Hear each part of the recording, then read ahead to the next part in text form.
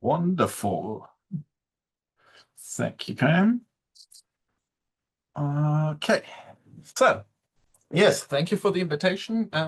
I'm excited to talk to you all about one of my favorite topics, mostly GPU programming with Julia. My name is Valentin Churavy. I'm a postdoc at the High Performance Scientific Computing Laboratory at the University of Augsburg, and also a postdoc in American mathematics at the University of Mainz. There we go. My goal really in life is to make accelerated computing and high-performance computing more accessible, both to scientists and engineers, but also for people learning HPC and people who want to take their programs, essentially, we often say, from a laptop to an HPC center. I work mostly with science teams to help them get the most out of Julia. So I've been a part of the climate science project Climber that started many years ago now, and then various other projects over the years. As a brief background, I did my Bachelor's of Science in Cognition back then, thinking about how robots might be able to think in cognitive science in Osnabrück.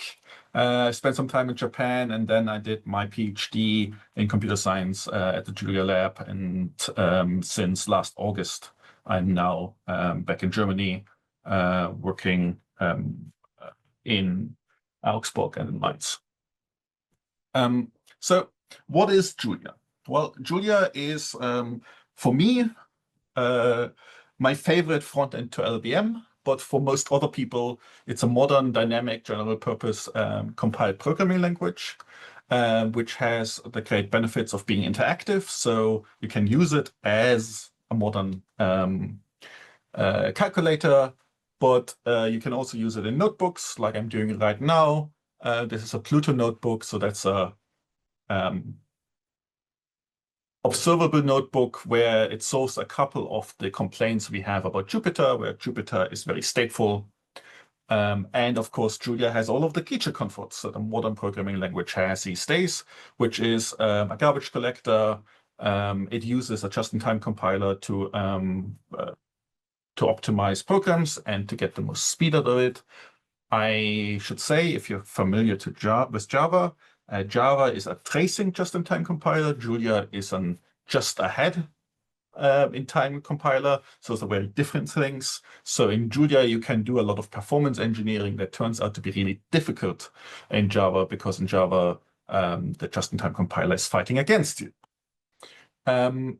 It stems from a perceived need that we, the inventors had, and we still have, I feel, that there is a gap in programming language design, that there are a lot of programming languages that are great for general purpose, and there are a lot that are very specific purpose, but especially for technical computing, the kind of computing we all do day to day.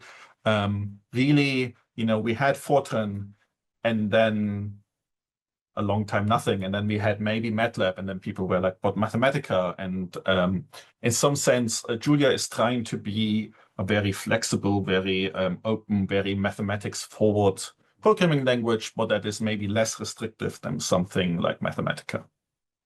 The main programming paradigm is multiple dispatch, which is, to put on my programming language theorist hat, a superset of object-oriented programming, but it is most decidedly not object-oriented programming as you might know it from C++. So multiple dispatch, in short, means when we look at a function, we look at the signature of the function, and then we choose which function we will run based on all of the arguments and not on one that is specially treated. One of my favorite comments from the recent years was by Jeff Hammond, who works, I think, at NVIDIA in Finland, where he declared with great conviction that Julia is very, of course, great, because it's basically Fortran for people who are too lazy to detect types and has an interpreter. And this is not necessarily untrue. Julia has a couple of characteristics inherited from Fortran, but of course it is in itself more a language that is much closer to a Lisp than it is to a Fortran. So why Julia? This is it's like fun graphics that Mathis Cox came up with. There seems at least a perceived difference where we have scientists who are working with high-level languages, Python, R, MATLAB, and the like, and they are focused really on solving a problem. And then we have people who are maybe more on the developer side of the spectrum, who are worried about performance, who are worried about getting the most out of hardware, who want to have guarantees. And they use a lot of C++, Java, Rust, more static languages. And somehow Julia is sitting more in the middle. And it is a very nuanced discussion, because Julia does not give you many static guarantees, but it is performance-wise much closer to a statically compiled language due to type inference and the just-in-time compiler. For me, why I, as a scientist back then and now as a computer scientist, work on Julia, I find it explorable and understandable. Back when I picked it up first in 2015-ish, 14-ish, I had a long stint of writing Java programs, and I suddenly had fun again writing code in Julia. It is very composable, and this is both a blessing and a curse. Composability makes a lot of interesting and surprising interactions between packages, but it also makes it sometimes challenging, because there is no one master document that tells you, well, these two packages will interact in this way. Most of the time you're like, well, I wonder if I can combine uncertainty quantification with units to trace my program and to understand what my program is doing, and oh, it works. But nobody told you that it might have worked. You just had to try. One thing is that user-defined types are as fast and compact as built-ins, with very few exceptions. Julia doesn't have many built-in types. Like one of the exceptions here is the memory type or the symbols. Those are built into the language. Everything else you can basically build yourself, and there is no magic code in the runtime that is faster than the code that you have written. And code that is close to mathematics, for some people this is a gimmick, for other people this is crucial. You can actually just write Unicode, and you can try and make your code look like the paper that you based it off. And this can be very nice for teaching, especially if you want to reduce the cognitive overhead for students to understand how the code is implementing the algorithm or the mathematical functions in the paper itself. Crucially, there should be no need to switch languages for performance, so you should never have this urge of writing your code in Python, and then after a couple of months programming, being like, well, now I need to have it go fast, let me rewrite it in C. The goal that we have as language developers is to give you the tools to understand the performance of your program and do performance engineering, and to improve the performance of your Julia code up until it is as fast as a C code that you could have written. Of course, we are very pragmatic in some ways. So we are standing on the shoulders of giants. You can just call into C like shared libraries. It has a very simple function interface. You can call into Python. You can call from Python into Julia. We're trying to be very much not wasteful in where we are investing our resources and where other people, how other people can make use of Julia. This is more or less like, yes, you can write a really fast class library in Julia, but you shouldn't need to unless you have some really interesting requirements. You can just use OpenClass or MKL to get the best performance on the platform that you're computing. So sometimes when you hear people talk about Julia, they talk about this mysterious two-language problem. And it is what I just mentioned, is that sometimes you start out prototyping in a high-level dynamic language, but then the goal or the of having performance forces me to switch languages to a different one. And often these the switch is from a high-level dynamic programming language to a low-level static programming language. What I found and what I've seen in the wild is that often this creates a social barrier between users and developers. We might be writing a Python front end to a simulation code, and we have domain scientists working with that front end, but we are not educating them in how to actually contribute to the C or C++ code that our simulation code is written in. And I have experienced this myself, but in Julia, because the code is in one language, the domain scientists might need to still learn how to write efficient and high performance code. That is, we're not magic. Julia is not magic. That is still something you need to do and you need to think about. But they can start to learn and can look at the code together with the performance engineers, with the HPC engineers, to try to figure out what's happening. And similarly, as somebody who is working with domain scientists, I find it very enlightening to be able to also look at their code and be like understanding it and have a deep understanding of how that code works, and not have these barriers of abstraction that make everything harder for me. This also leads to a sandwich problem, like from a pure performance perspective. There is, as an example, you might know the LAMPS library for molecular dynamics. They have the ability to call back into Python to implement a potential for molecular dynamics simulations. But they have to call into Python to calculate the forces.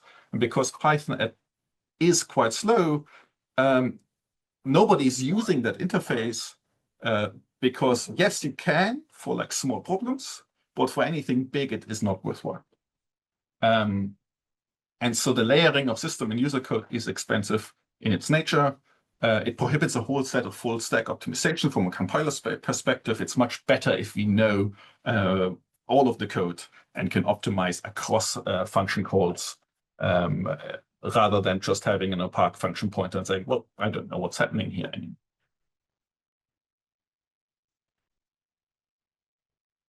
So I have found, and many of you have probably also found, that HPC not only suffers from a two-language problem, where we have C and Python, where it actually suffers from a many-language problem. We have many different dialects, many different vendor-specific dialects. I have to learn CUDA, I have to learn one API, I have to learn HIP, maybe, or HSA, if I really want to get the best performance out of my AMD GPUs. And that leads to this more and more communication and collaboration bottleneck. This leads to this challenge of, well, do I have to rewrite my entire application just to target a new GPU vendor? How do I even get started? How much of my code can I reuse? There's an article from a while back in Nature, which has this funny headline, "Come for the syntax, stay for the speed," which I feel always the opposite, because people come for the speed and then realize that the utility and the programming style and the community of Julia is actually the biggest draw. Okay. Yes, Julia for research software engineers is a topic I care about deeply. Like research of software engineering as a nascent field, we really have to deal with this collaboration barrier in many different ways, right? We have research software engineers who are coming from the domain sciences and who are very capable, and then also have to deal with very low-level questions. And we have the same thing true for people who come from the more computer science side and then have to learn more about the domain science. And so it is an environment where collaboration is key. And I want a programming language that enables that instead of a programming environment that increases the barriers. We have recently released version 1.11. hopefully this, I'm not promising anything, but July, August, we're going to have 1.12. And from a language perspective, we are very stable. Right now, we're focusing much more on latency and infrastructure issues, and the language itself is not changing as much as it used to be. As a language designer, I find that I'm sad about that because I like change and I like playing around with different language idioms, but as a user of the language, I appreciate that I don't have to change my code every other day. We have now much more focused on a wide package ecosystem. Julia has an inbuilt package manager, not like some other programming languages who have, by this count, 14 different package managers and different styles of package management. And we have a yearly developer conference where we put an emphasis on making all talks and materials available on YouTube. And we are now also having, for the second year, local conferences. So there's going to be the yearly development conference is going to be in July in Pittsburgh in the US. And then there's going to be a local conference in Paris in the fall. I think in late September, early October. And I think for all of you who came to this talk, most importantly, we have excellent native GPU computing support. And Guillaume is in the chat. Guillaume is one of the organizers for JuliaCon local in Paris, and he can probably tell us more about when and where it is. It has excellent native GPU computing support. Most notably, and for the most longest standing one is NVIDIA. This has been an ongoing effort in collaboration. After that, we added AMD support. A couple of years before, it was clear that AMD would be the next big thing in HPC. We have support for Intel GPUs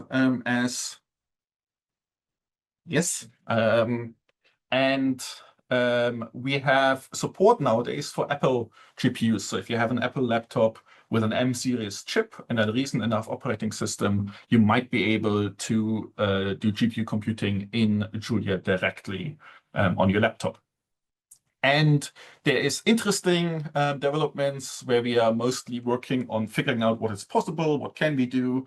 And so there is experimental support for accelerators like the Graph Core IPU and a couple of other ones that are more niche and have a fewer users. But it shows that you can indeed take this Julia GPU ecosystem and port it to many different vendors.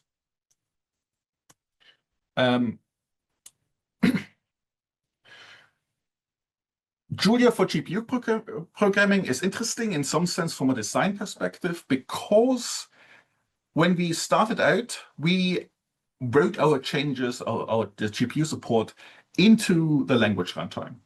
And we got the feedback from the language developers at the time who were like, well, you know, we're not that so sure about this whole GPU nonsense. Maybe it's better if you put it into a package. And we were like, how do we put a compiler into a package?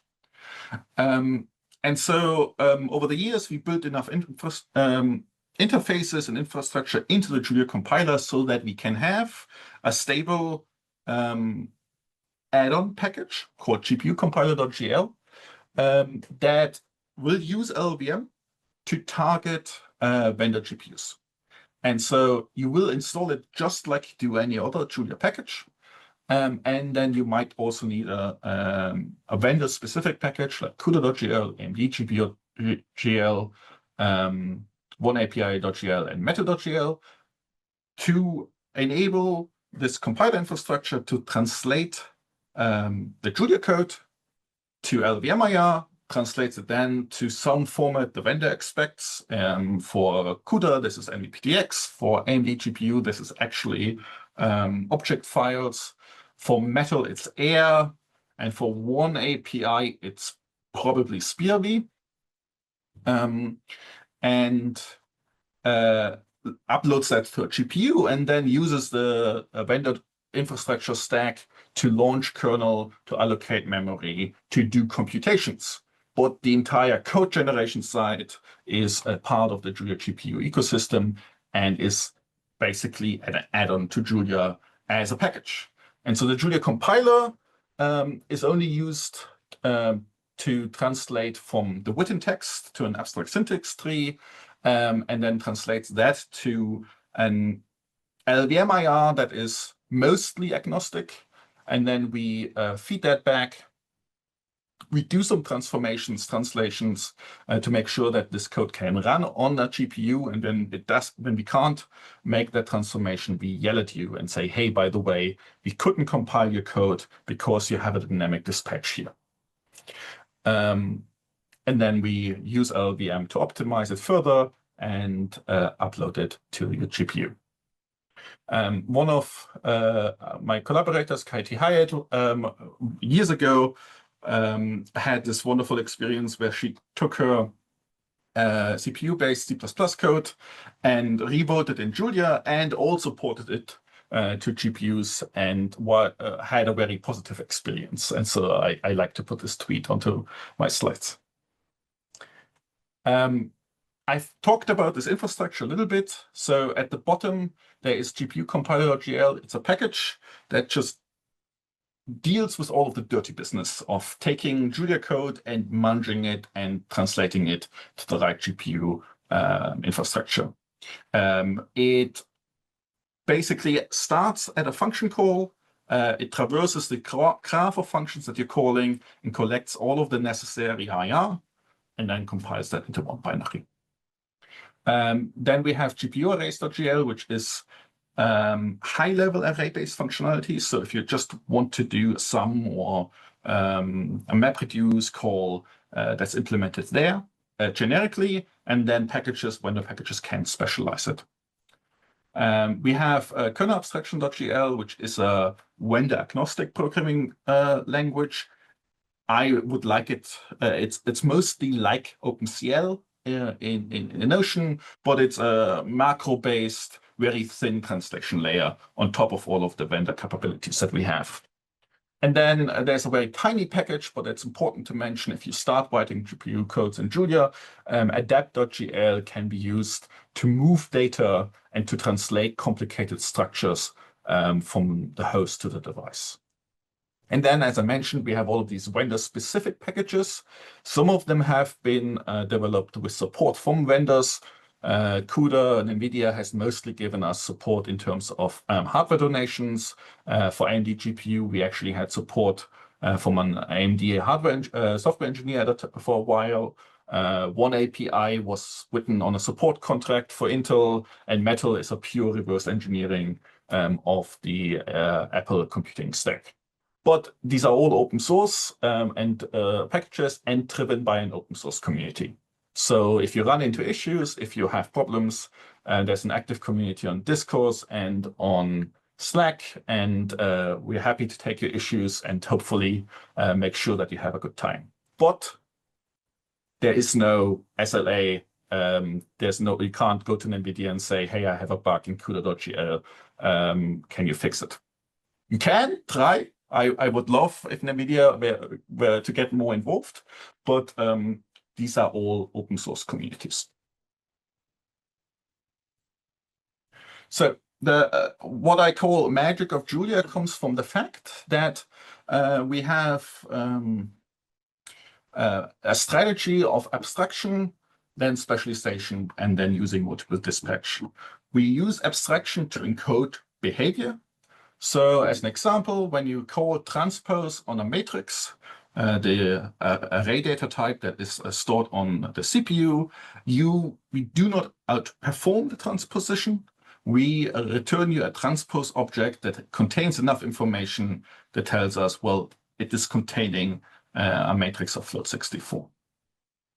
Then we specialize on the type signatures of a function and use both a Julia-specific compiler that is performing abstract interpretation to remove type uncertainties from your program, and then perform some other language-specific optimization, and then goes to LLVM to produce optimal code for your hardware platform. And sometimes when you have very interesting and exotic hardware platform, as is often the case with HPC, it might need some work to make sure that we can produce the right SVE instructions on the new ARM chips. And then we use multiple dispatch to select optimized behavior. So as an example, when I take a matrix and a transpose of a matrix and I multiply them together, I end up by the dispatch rules in a low-level function in linear algebra.gl that is called mul_bang, where I have one argument that is a transpose and the second argument that is a matrix. And it is calling into the gem wrapper, which is basically calling into OpenClass by default, or you can also tell it to switch to any of the other class libraries that you might want to use. And so this strategy of encoding behavior in the type domain, then specializing, and then using multiple dispatch to select allows us to write generic code that is highly efficient.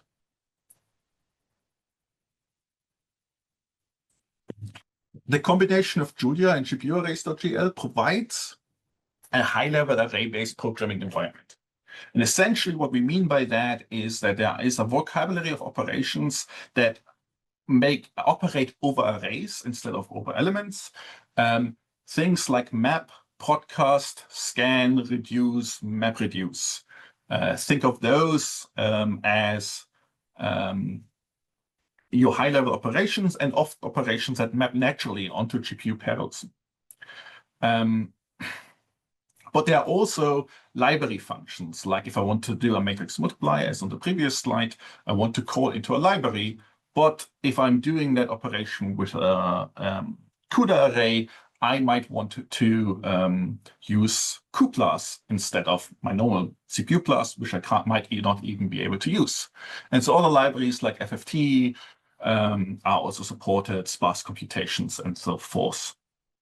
We use array types to store where memory resides and how code is executed, and use that information to determine how code is executed.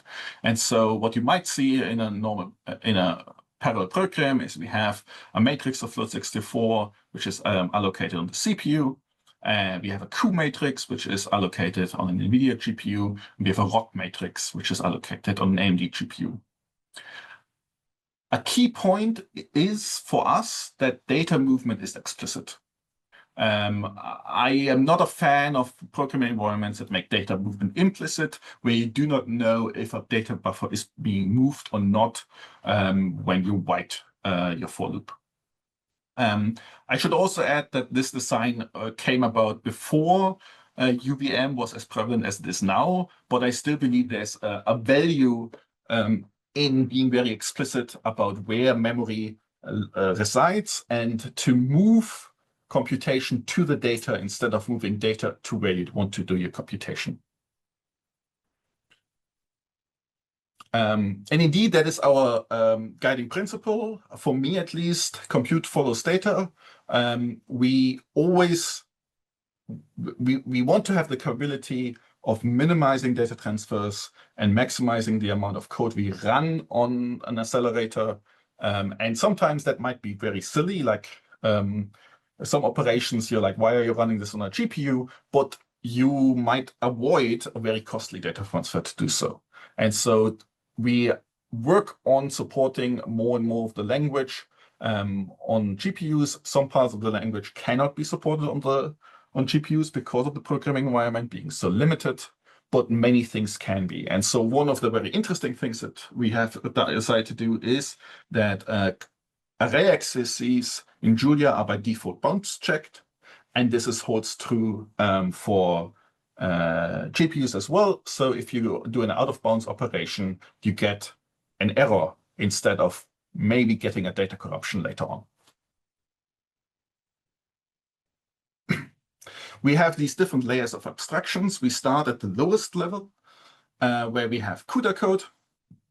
So this is a Julia function using CUDA is loading the CUDA.gl package. Then I write a sexpy kernel, and I use what you might see as normal as the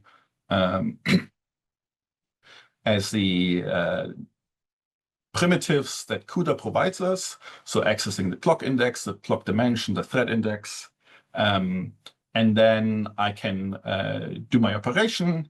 And then I can use the add CUDA macro. Every time you see an add in Julia, that's a macro, to launch a kernel on the GPU with a specified number of threads and a specified number of clocks. Now I've mentioned there's a question in the chat if there is support for an OpenCL or SYCL backend. And yes, OpenCL.gl was for a long period of time asleep. But over the last year, Tim Bissard in particular spent a lot of work in making OpenCL.gl a very functional backend. And most recently has the fun thing of compiling SPIRV to OpenCLC so that we can run on platforms that don't support SPIRV. And then we have a layer of writing a generic GPU kernel using a package called kernel abstraction.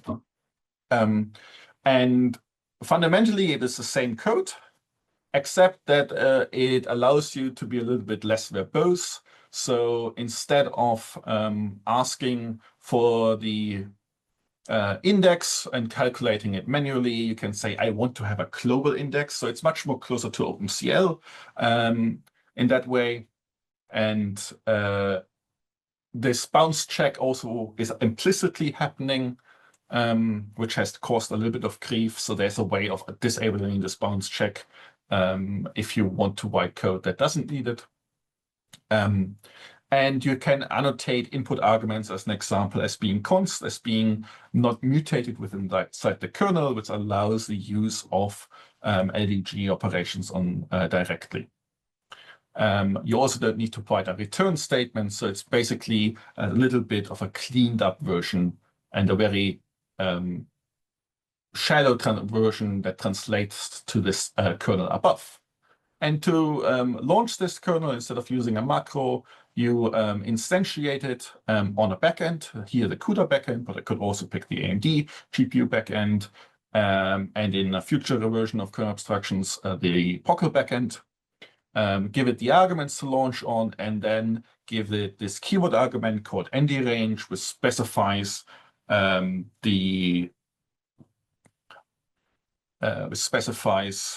the range of indices to visit. No, this is actually correct. It's fine. But you shouldn't write these simple kernels, but most of the time you don't need to. You can just simply use Julia's array abstraction. Here is the podcasting. So every time you see these funny dots in front of an operation, we're doing element-wise operations. And here, this becomes one fused GPU kernel that is essentially the same as these kernels above.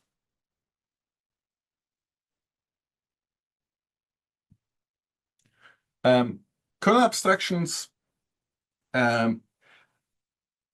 is priced to be very minimal. It has a couple of utility functions like kernel abstraction.allocate to allocate memory, kernel abstraction.synchronize to synchronize a device, but mostly it differs to the vendor packages, and so they implement a very minimal API. It used to be much more complicated, but over the years we realized that we really don't need too many complications, and we want to just have a simple interface to writing a portable GPU code, but still in a GPU forward method. So what I mean by that is we want to write GPU kernels. We don't want to write parallel for loops, as an example. And so here is a translation guide. I have a CPU function. We have my index iteration. I replace that with add index global. I have the body of the for loop. And then I need to choose a backend. I need to allocate my memory. I might need to initialize it here to random numbers. And then I need to instantiate it and launch it. Note that in Julia, GPU execution is asynchronous, and I've seen it too often, so that I have to put it in my slides these days. When you do benchmarking, you need to synchronize the device. Otherwise, you're just measuring how long it takes to launch a kernel. And so there's a Julia package called benchmark tools, and you need to synchronize the backend after you are launching your kernel.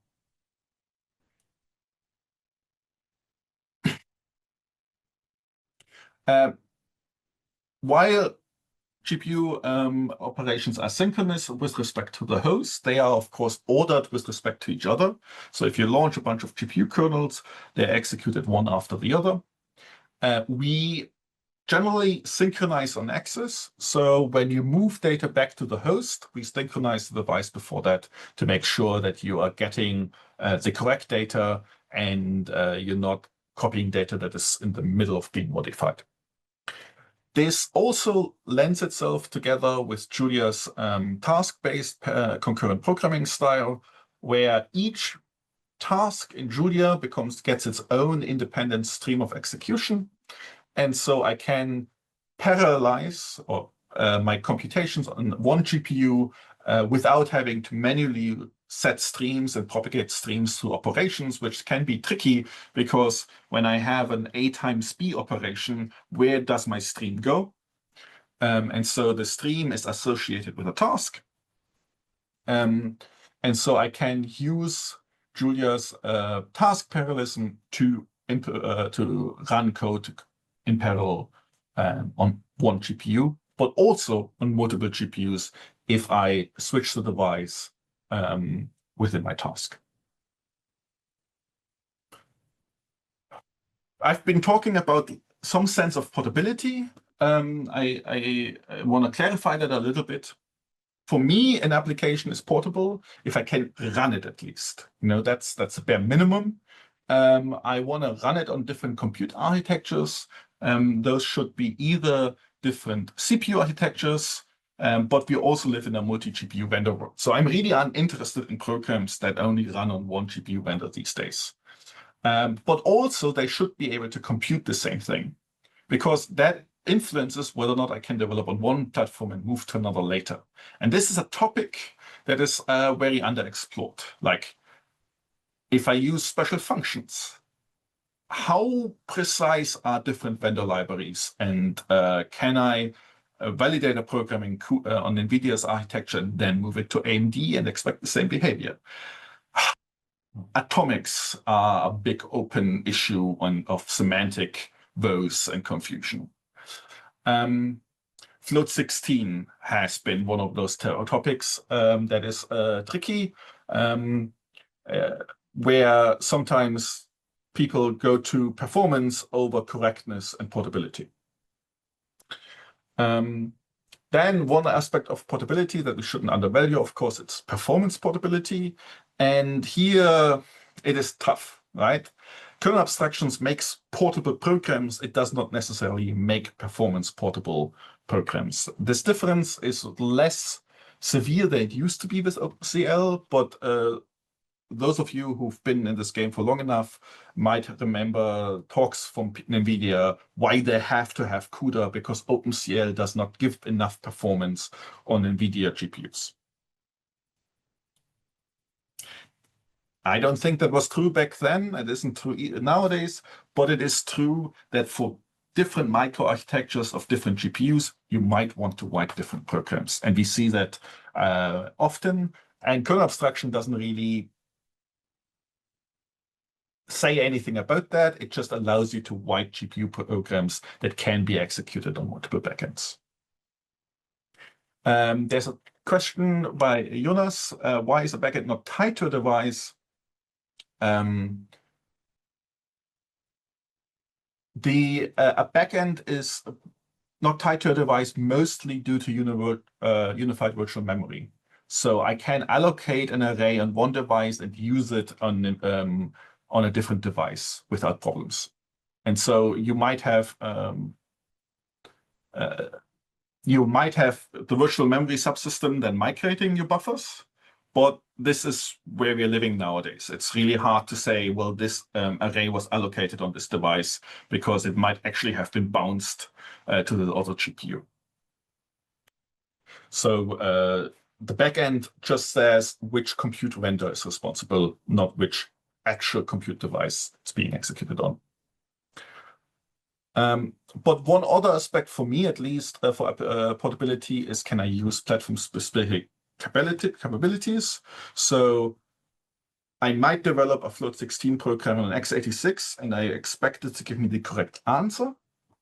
It might not be fast, but then if I go to A64FX and I run my float16 program there, I want it to be able to take advantage of the fact that that is a native floating point capability of that CPU. But this also means, in some sense, in Julia, we can specialize.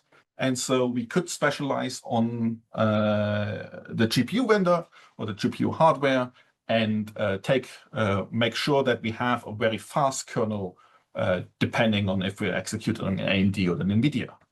They might both be written in kernel abstractions. They might both be written differently, but we can switch and take advantage of the code patterns that provide the best performance.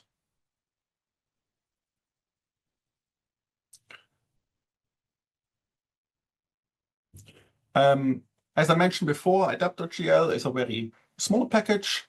It has this nice property that I can give it an array type, and I can give it a complicated structure that I want to translate to the GPU. And so after the call, I will get an object that is the adjoint of a co-array.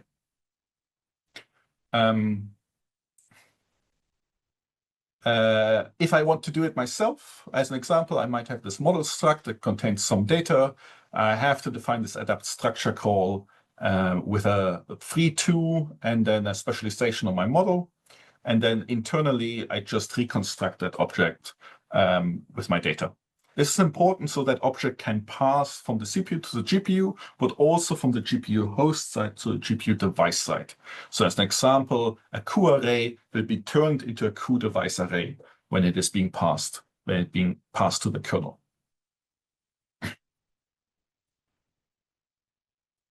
So putting it all together, giving you a concrete example. This is from an old question on discourse, on the Julia discourse, where somebody was like, well, I've written this program. How do I port this to the GPU? How do I execute this on the GPU? And I will leave these two calls as a question because there are things that have changed over the years. But generally speaking, the only thing you need to do is you need to say, well, my X, which is an array, my Y, which is an array, and my W, which is also an array, those now should be Q-arrays, or in the kernel abstraction parlance, I adapt them to a specific backend. And then the entire code should follow where the data is and will execute on the GPU.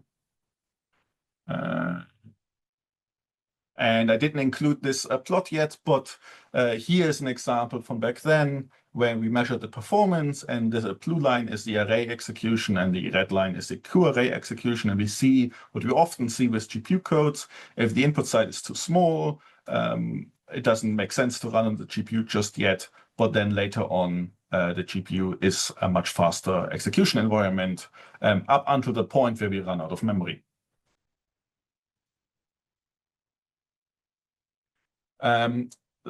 Loss W and loss B, those can be implemented with a host of different automatic differentiation libraries provided in Julia. And we treat automatic differentiation and GPU acceleration as orthogonal problems. So it is not like in Python, where the choice of GPU acceleration library also binds you to a choice of GPU acceleration. So essentially, PyTorch, JAX, and TensorFlow are all ecosystems that are very closed off. They try to provide the same APIs with NumPy, but in Julia, we try to be less opinionated and give you the freedom to experiment with different AD frameworks. And some support GPU computing better than others. And I have to touch my own nose there because Enzyme, which is a AD framework I work on, probably supports GPU computing the worst, but we're also working on it. Okay, so there's a question in the chat about SYCL. Right, so SYCL in itself is very C++ oriented, if I remember correctly. I have not looked that much at SYCL. But under the hood, it is very much OpenCL. So for Intel, which is a big component of SYCL, they use one API underneath the SYCL implementation, and we use OpenCL plus one API, or like, yeah, to directly target into GPUs. So that is less, because SYCL is such a C++ thing, we don't directly support SYCL. One of the party tricks of Julia is that you can write your own custom array types. And here in this notebook, I can switch my different GPU computational backends. I can either use a CPU execution or I can use a CUDA backend. And I have my matrix type, which basically contains an array, a vector, and I can define, when I index any element of my matrix, I can define it based on this vector. And this is an example that comes from Valentin Churavy, my professor at MIT, who's basically says, well, we have a vector that gives us a diagonal and then also the off elements. And I want to now implement a custom eigensolver that uses the fact that I have this custom matrix type to accelerate the calculation. So first of all, I define, as I said, my adapt structure function so I can move the data type to the GPU. And if I want to, I can I grab some random data. And essentially, this is the matrix that we want to calculate the eigenvalues of, or the maximum eigenvalue of. And we can also construct our matrix M from X, and then visit all of the points, and we can double check that indeed all of the values here are the same as through this construction. So now we have a matrix type. It's basically using much less storage to represent this operation. And I can use linear algebras, Eigmax, to calculate the maximum eigenvalue. But I can also use a series of high-level array operations, MapReduce and maximum here, to write my own Eigmax solver, particular for this matrix type. And this is, for me, the crucial point. This is something we can expect domain scientists very much to write.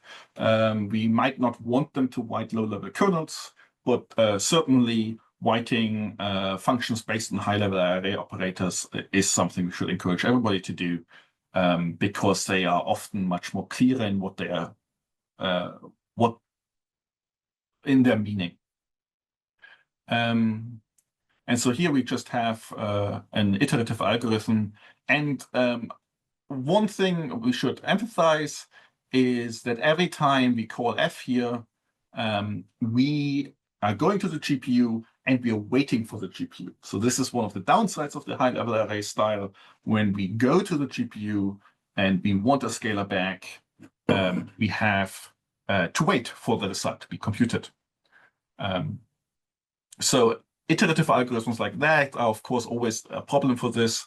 You might see this as well in bigger simulation codes, where you have at the end a norm to decide whether or not you're done yet. And calculating that norm would cause a pipeline bubble.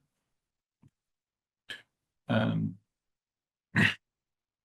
so I can now call Eigmax of my matrix X, And we remember the highest eigenvalue is 993, and here it is again 993. Very nice.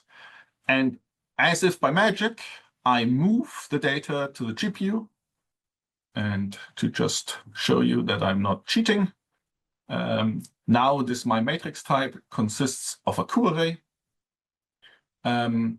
And I can run this code again, now executing on the GPU directly, and I get the same answer. CUDA.gl in particular has a very nice integrated profiler, which does not exist yet for AMD GPU or for one API. If anybody wants that, open an issue. It should be possible, but it's also, these are all very vendor specific things. How do I get performance information out of my GPU? And we can look at the host side activity here, and we can look at the device side activity of the code. And so on the host side, we mostly have things like co-launch kernel, memcopy device to host, a memory allocation, and a synchronization operation. And then on the device, we have a couple of MapReduce calls, one of them being maximum, and these ones being, I think, yes, these are the calls to F here.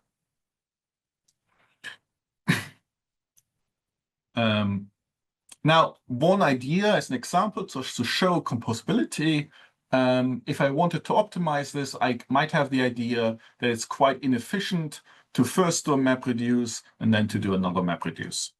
Wouldn't it be nice if I can just use these two MapReduces together? And so here I've written a function that I call delta, which uses static arrays. Static arrays are basically stack allocated small arrays in Julia. And one of the elements is, one of the calculations is f, and the other one is f prime. And the compiler will actually make sure that, common sub-expression elimination happens between those operations. And then I do a map reduce operation with g, which is my anomalous function here, and the plus as a reduce operation, and I can calculate f over f prime, which is essentially this line, f over f prime. And now I can write my argmax2 function that now uses my delta function here to do this calculation. And again, I can make sure that the answers are the same. Well, actually, the answers are now slightly different. That is due to the different accumulation that is happening. And now if I run this code, I see in my profile that I think the number of this is profile of argmax again. So I have 28 copy device, and this has now shrunk to 15. And these are the pipeline bubbles caused by calling MapReduce and copying a scalar value back to the host. And I can also use benchmarking to confirm that this code is actually now slightly faster. It's not much faster. So 1.5 milliseconds versus about 1 millisecond, but it is faster a little bit for this entire code. If you want to know more about writing custom kernels, today in my class on research software engineering here at the University of Mainz, I had this notebook where I basically walk through a couple of examples from like a very simple copy kernel to then a transpose kernel, and using shared memory, local memory, to do operations, using the profilers, how to deal with data races, how to write a matrix multiply with kernel abstractions, and so forth. So that is linked here, and you can execute it in Colab, which recently added support for Julia. Okay. I think I have a little bit more time, but now would be a good moment to pause and ask questions if there are anything. Yeah, I think if anyone has any questions for Valentin. Oh, I see there's a hand up from Charles. I was about to say, raise your hand. Charles did exactly the right thing. Go ahead. Yeah, thanks. It's been a very, very interesting talk. I've got a couple of questions for you. First of all, does Julia support fat binaries so I can build a binary with multiple GPU backends and then run it wherever, without having to recompile on an AMD or NVIDIA GPU? No, but kind of. So the problem here is that this is all just-in-time compiled currently, and so you can cache compilation. So the GPU compiler GL has the disk cache that is available for about now half a year. So you can cache the compilation if that is a concern and if it is taking too much of your time. But generally speaking, we are not yet at a point where we do anything with fat binaries, mostly because Julia itself does not yet have a very robust, like, compiled to one's own single binary story.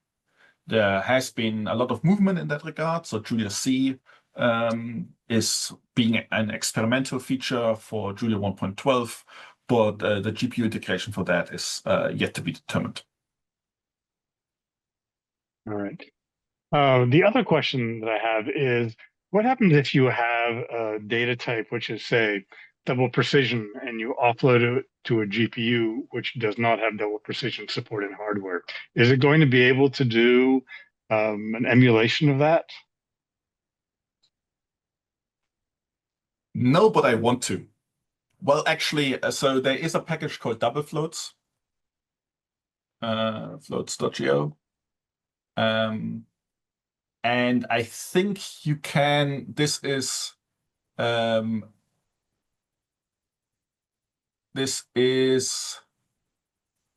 you could in theory create a double float of float 32, which is a very weird, notion, right? Basically, we are using double floating point arithmetic and then use two float 32s for that and to get more precision. So that's possible.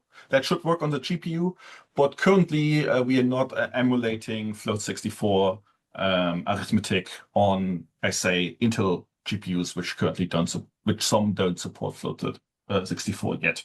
But I want to do that. I just haven't found the time. So you basically have to know ahead of time what your hardware supports to use that package. It's not going to switch it in automatically. Right. Right now, there is an option. You have to know I'm going to be executing on Intel. I'm going to use a double float package to make it work.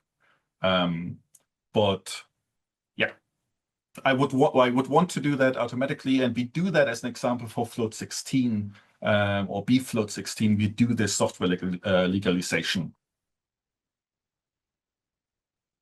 All right. Thank you very much. Okay, thanks for the question, Charles. There's a comment from George about the fat binaries. Are there any other questions people would like to ask now before we let Valentin wrap up the presentation?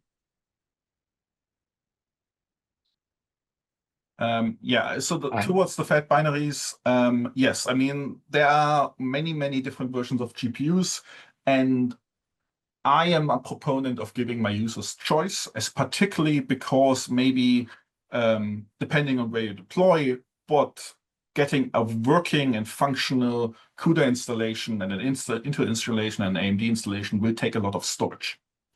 And so in Julia, we try to make things work by default. And so we have a system called Binary Builder GL combined with Yggdrasil that will deliver binaries to the user from external dependencies. And so we try to avoid adding the GPU render packages as direct dependencies because they come with a bit of baggage. And so recently we've seen more of a trend of people writing generic simulation libraries like Oceananigans and a CFD simulator developed at MIT. It's basically the successor to MIT GCM. And you can load the AMD GPU package and Oceananigans, and now Oceananigans can do calculations on the AMD GPUs. That's at least the dream, that's the goal, that's where we want to be.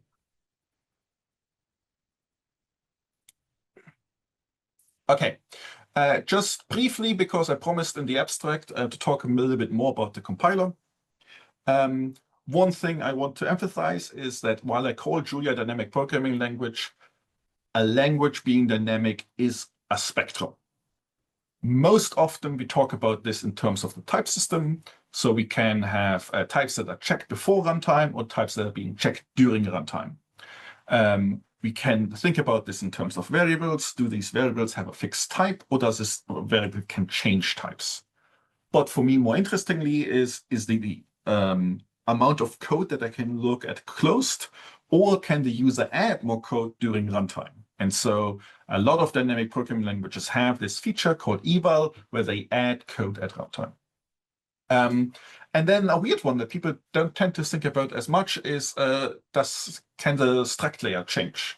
So can I change the fields of an object class struct at runtime? In Python, it is scarily, the answer is yes. I can take a single instance of a type and I can add a new field to it, and nobody's going to yell at me. So Julia has a dynamic type system. We have open world semantics, but as an example, our struct layout is static. Once you define a struct, you cannot change it.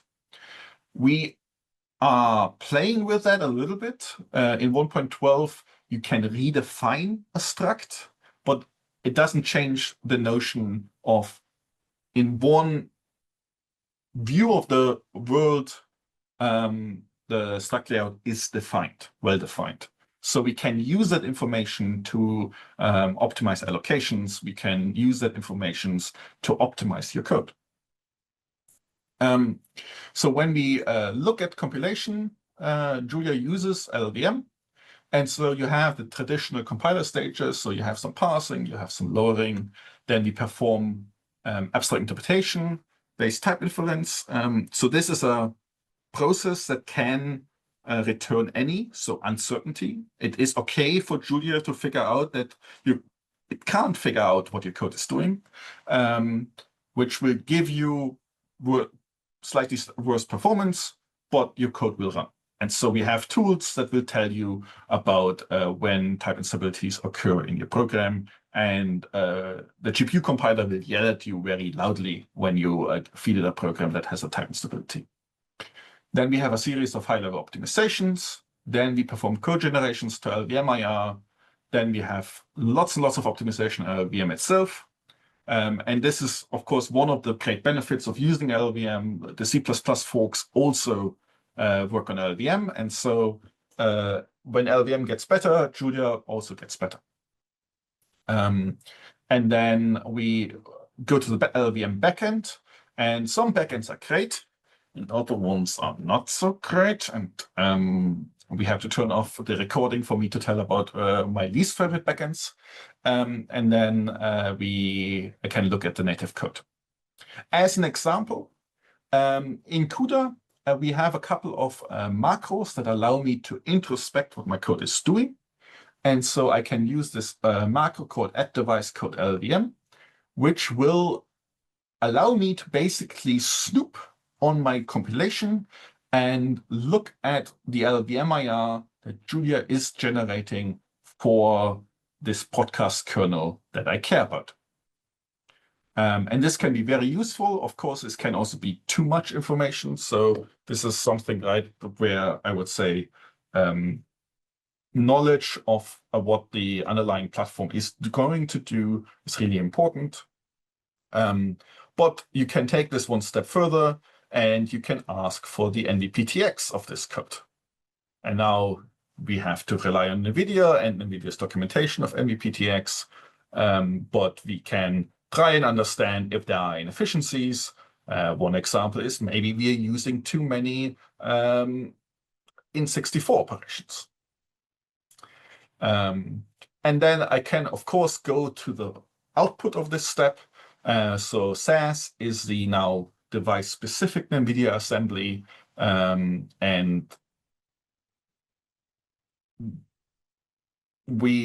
this is often better to read when you are actually doing some profiling and you're using Insight. But the ability is there to understand very much in detail what my code is doing.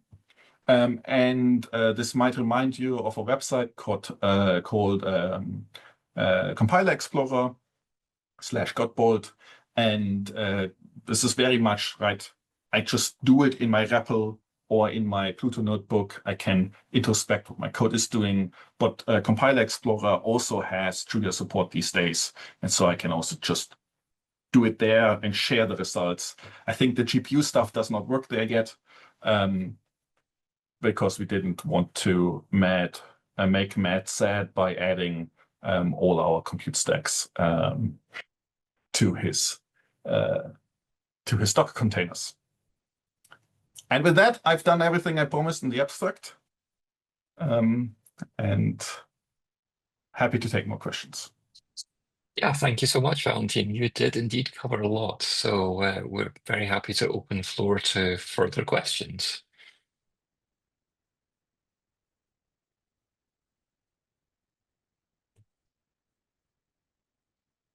One thing I would want to do is the Julia Lang community calendar is a very useful thing.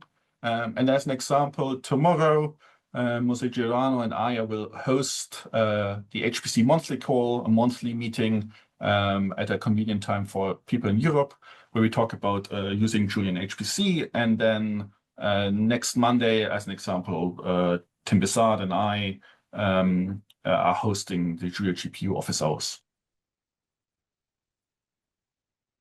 Yeah, thanks for pointing that out, Valentin. There's a question from Guillaume. I don't know if you just want to ask it, Guillaume, or should I read it out for you? Yeah, I can. Thanks, Valentin, for the talk. I was just wondering, there's a lot of very active development on a package called Reactant, which, for those who don't know it, is a kind of Julia equivalent to JAX compilation. This is with very, very heavy air quotes. And so I'm wondering, how does it replace or complement or compare to kernel abstractions in terms of facilitating GPU and TPU programming? So Reactant is a very fascinating project. It, interestingly enough, reuses the GPU kernels. So it takes CUDA or kernel abstraction GPU kernels and then uplifts them into MLIR and uses that representation to perform additional optimizations, and then retargets your GPU kernel to TPUs or retargets it back to another GPU. So it is definitely, I feel it is still at a research stage, but it is also an answer to the question of, well, how do we perform complicated optimizations that the Julia compiler currently is unable to perform, like loop fusion or GPU-aware loop fusion, even worse, today, or maybe also in 2 years. But my hope is also that maybe the Julia compiler learns a little bit more of these capabilities, and that over time we take the best ideas from Reactant or from other compilation strategies, and we add them to the Julia compiler where it is reasonable to do so. Thanks. Thanks. Any more questions?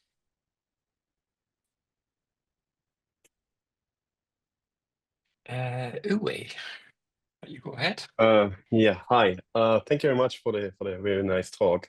I have actually a question about the support of NVIDIA or any vendors for the now open source projects. Is there anything, when you look in a glass ball or something like that, is there anything in the future that the Julia libraries for the vendor specific stuff are supported by the vendors itself? Is there anything planned or anything in the backyard which we don't know? This is an unknown unknowable. In some sense, We have had positive vendor engagements sometimes. It often depends on very specific engineers being passionate and interested, and I had very good experiences with AMD in that regard. But there has not yet been somebody on a C-level strategic investment call, right? And this is often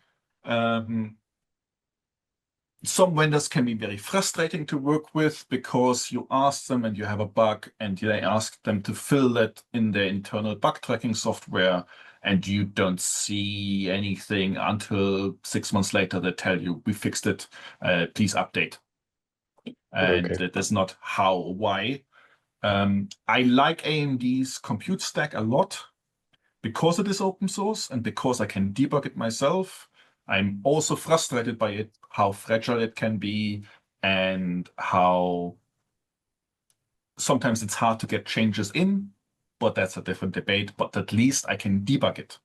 Whereas with NVIDIA, as soon as I give it to one of the NVIDIA tools, something's happening. I mean, Intel should also be praised, but I've personally worked a lot less with Intel, mostly because it's so damn hard to get any GPUs of theirs. Okay, understood.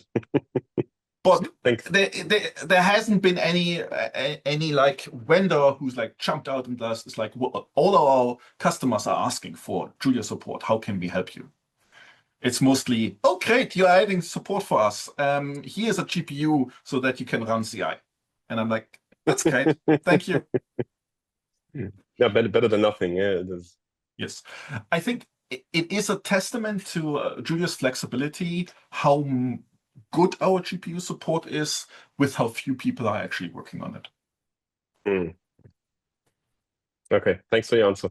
And thanks for the talk. Yeah, thanks for the question, Uwe. So time gets on, but we could take probably one more question if there is something burning. Last chance. Okay, I will, yeah, I don't see anything else. So in that case, thank you very much to Valentin. And just before we close, Sanya just wanted to give us a few words of closing and reminding about a few things. Yeah, thank you also from my side. I just wanted to mention, especially for people who are already in the EVERSE network or who would like to become the EVERSE network, we also have a MetaMost team.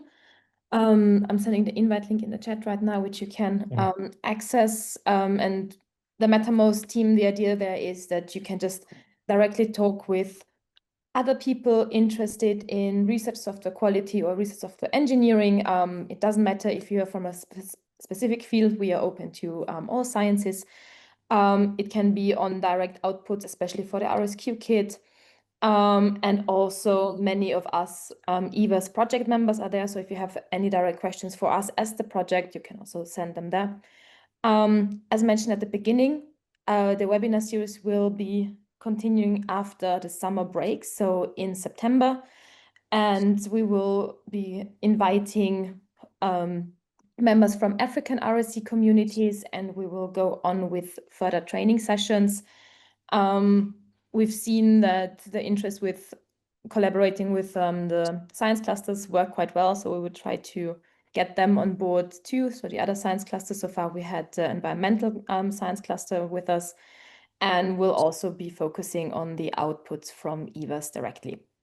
So this is it. If you have questions for the EVERSE network, you can find all our contact information on the webpage. If you want to join the network or for the newsletter, all the information is there. I say thank you at this point to Valentin for the talk and to everyone who joined and listened during this time. And great that we had the opportunity to co-organize it with the CAF. And I wish everyone a lovely Wednesday evening or rest of the day, depending on the time zone.